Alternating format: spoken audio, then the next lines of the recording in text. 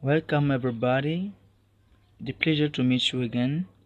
Today we are going for discovering to discover please the present conditional.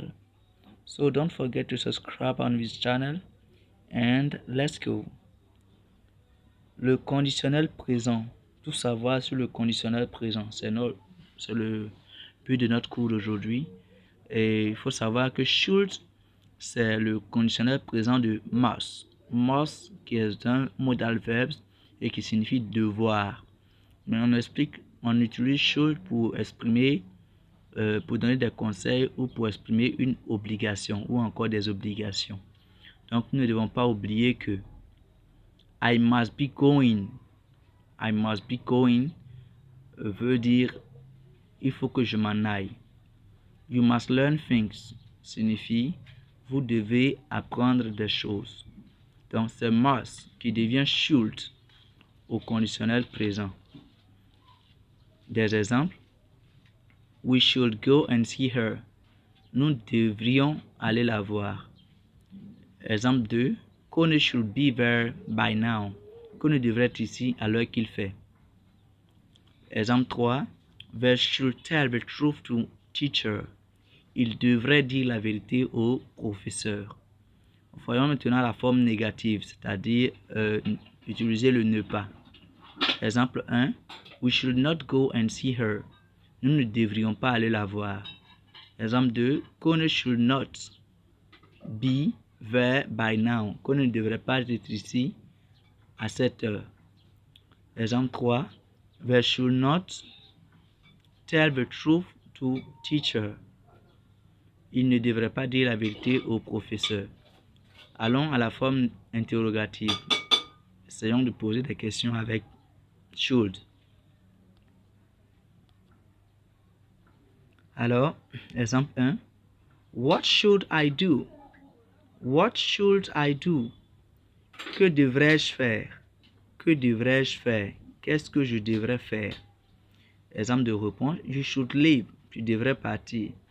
Ou vous devriez partir. Exemple 2. My brother should come too.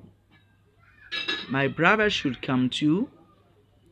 Mon frère devrait venir aussi. Exemple de réponse. Yes, he should. Oui, il devrait. Exemple 3. Should I have gone this morning? Devrais-je? Should I have gone this morning? J'aurais dû partir ce matin. Aurais-je dû partir ce matin? Exemple de réponse. No, you should not have gone this morning. Non, vous n'aurez pas dû partir ce matin. Vous n'aurez pas dû partir ce matin. NB, notez bien. Devoir signifie must, qui devient should au conditionnel présent. Mais, ou encore cependant, devoir de l'argent s'exprime par un autre verbe. Devoir de l'argent s'exprime par un autre verbe qui est, en anglais, qui est to owe. To owe. To owe, c'est devoir de l'argent, spécialement. Par exemple, he owes some money signifie il doit de l'argent. He owes some money. Si c'est à vous, par exemple, he owes me some money. Il me doit de l'argent. Donc, nous remontons au début pour plus de détails. Should, vous pouvez l'utiliser lorsque vous voulez parler d'une obligation ou donner conseil à quelqu'un. Par exemple, dire à quelqu'un tu devrais étudier. C'est you should study. You should study. Vous devriez étudier. Vous devriez étudier. Donc, mais si c'est au présent, je dois partir. I must go. I must leave. Je dois aller. I must go. Oui, il faut faire la différence entre le verbe partir et le verbe aller. Parce qu'ils n'ont pas le même sens, bien qu'on ait l'habitude de les confondre. Il faut faire la part des choses. Donc, je dois partir. I must leave. Je dois aller. I must go. Donc, sachez que should signifie devrait, simplement. Donc, en fonction du sujet, si c'est nous qui est au début de phrase, tel que we should go and see her, c'est nous devrions aller la voir. We should go and see her, nous devrions aller la voir. Kone should be there by now, Kone devrait être ici à l'heure qu'il fait. Ou Kone devrait être ici maintenant. Hein?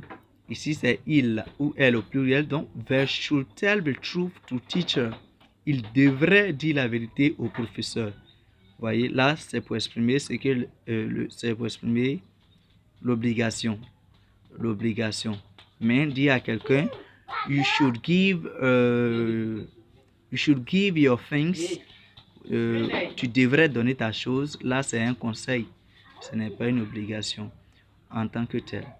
Du coup, should, il est utilisé pour exprimer l'obligation et pour donner aussi des conseils. Et sa source, c'est to must. Devoir au présent, je dois, I must. Tu dois, you must.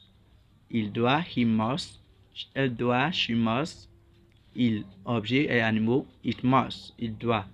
Nous devons, we must. Vous devez, you must. Il ou pluriel doit, they must. Voilà, sa conjugaison, elle est unique. Rien ne change, c'est toujours M-U-S-D.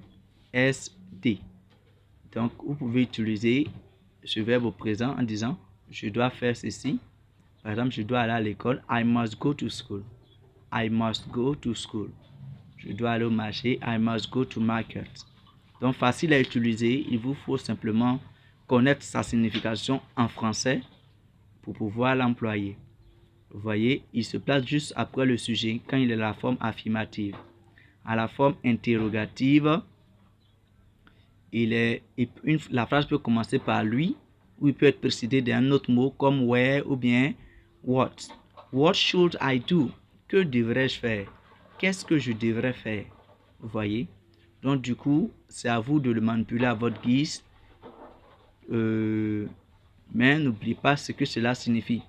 Parce que si vous l'employez dans un contexte qui ne lui sied pas, vous-même vous sentirez bizarre. Mais si c'est pour dire à quelqu'un tu devrais, n'oubliez pas que c'est should que vous devez utiliser. Voilà, tu devrais. Le conditionnel présent du verbe devoir. Je devrais. I should. Donc, what I should do. Que devrais-je faire? Ou qu'est-ce que je devrais faire? Donc, les amis, pour la forme interrogative, il suffit de mettre not après should.